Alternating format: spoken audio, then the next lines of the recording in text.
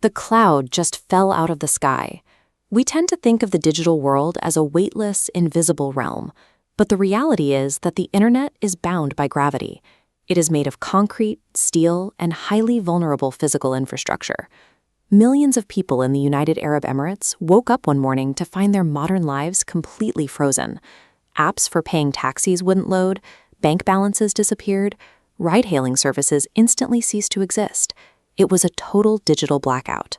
A physical, kinetic military strike had successfully disabled the Amazon Web Services infrastructure, marking the first time a nation-state used explosive force to wipe out a private company's servers.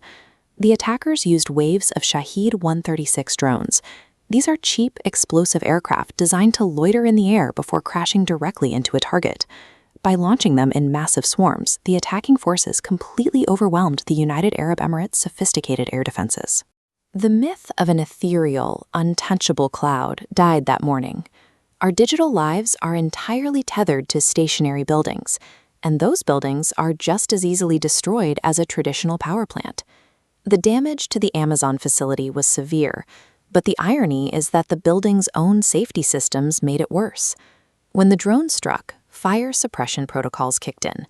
The water used to extinguish the flames flooded the surviving server racks, causing massive short circuits across the delicate hardware.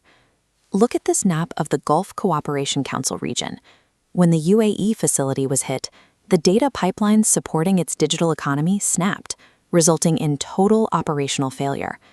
Meanwhile, a nearby facility in Bahrain suffered proximity damage, leading to degraded services and intermittent outages across the government portals hosted there. These facilities were sitting ducks because of the data localization trap. Regional governments passed strict mandates requiring sensitive, sovereign data to be hosted within their own borders. This forced major tech companies to build massive, stationary targets right in the middle of a tense geopolitical zone. Because of those local laws, benign civilian applications like e-commerce and ride-hailing were parked on the exact same server racks as military intelligence workloads and targeting databases. By forcing civilian and military data into the same centralized hubs, these governments inadvertently turned their own economic engines into high-value military targets. The conflict didn't stay contained to regional drone strikes.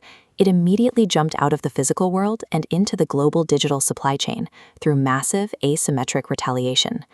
Take the attack on Stryker Corporation. Hackers didn't steal data to hold it for ransom, and they didn't quietly spy on executives. This was a pure, destructive data wipe. Stryker is a $25 billion medical technology giant. In a single moment, their entire global operation was completely paralyzed across 79 different countries. This diagram shows how they did it without using complex custom malware.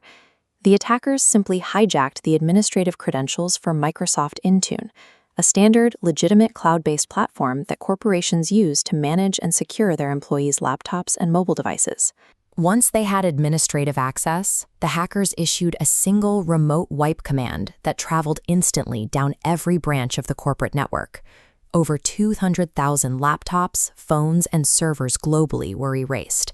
Devices turned into useless bricks displaying a hacker logo, forcing thousands of manufacturing and supply chain workers to simply be sent home. Modern cyber warfare has clearly evolved past financial extortion. It is now optimized to turn an adversary's global enterprise into a rapid, automated self-destruct sequence. This scale of destruction is only possible because artificial intelligence is now integrated directly into both digital and physical targeting. Algorithms have replaced manual human operators.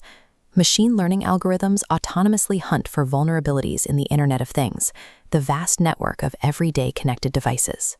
By hijacking millions of public security cameras across the region, these algorithms instantly build real-time targeting maps for the military. This leads to a terrifying phenomenon called decision compression. The AI generates targeting recommendations and strike plans so quickly that human commanders, completely overwhelmed by the volume of data, begin to simply rubber stamp the machine's outputs. This compressed timeline has a measurable human cost. During the first 12 hours of Operation Epic Fury, U.S. and Israeli forces launched 900 strikes, a scale of precision that usually takes weeks to plan. That drive for efficiency led to the catastrophic bombing of a school in Minap, where 165 people died because a human operator failed to double-check an automated strike plan. For the tech giants building this infrastructure, the legal fallout is stark. Under international law, the moment a commercial data center hosts military intelligence workloads during an armed conflict, it loses its protected civilian status. Legal scholars point to the 1923 Cuba Submarine Telegraph Company arbitration. During the Spanish-American War, the U.S. severed British-owned submarine cables to disrupt enemy communications. The resulting tribunal ruled that a state's actions in war legally override private property rights. The economic consequences are already playing out. Tech providers are abandoning their multi-billion-dollar hyperscale campuses in the Middle East, triggering a rapid capital flight to reroute data infrastructure to safer, distant harbors like India. The region's ambition to become a centralized AI superpower proved to be entirely incompatible with the fragile energy grids and security realities of a kinetic war zone. The traditional boundary that once protected civilian infrastructure from military engagement has collapsed. Because modern enterprise relies on the exact same hyperscale architecture used by state intelligence agencies, any company utilizing the cloud is now potential collateral damage in a hybrid war.